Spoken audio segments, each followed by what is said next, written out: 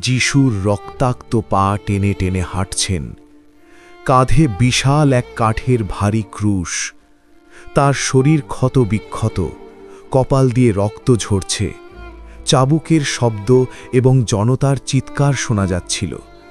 আমাদের প্রভু যিশু, তিনি নির্দোষ ছিলেন, তবুও আমাদের অপরাধের বোঝা নিজের কাঁধে তুলে নিলেন, কোনো অভিযোগ ছাড়াই। যিশু ক্লান্ত হয়ে পড়ে যাচ্ছেন, কিন্তু আবার ওঠার চেষ্টা করছেন। প্রতিটি পা ফেলছিলেন কেবল আমাদের ভালোবাসার টানে। সেই যন্ত্রণা ছিল অসহ্য, কিন্তু তার মমতা ছিল তার চেয়েও বড়। কারণ তিনি তার নিজের জন্য ভাবেননি, তিনি ভেবেছিলেন শুধু আমাদের জন্য, যেন আমাদেরকে পাপ থেকে বাঁচাতে পারেন। আর তিনি সেটাই করলেন। রক্তের মূল্য দিয়ে তিনি আমাদেরকে কিনেছেন।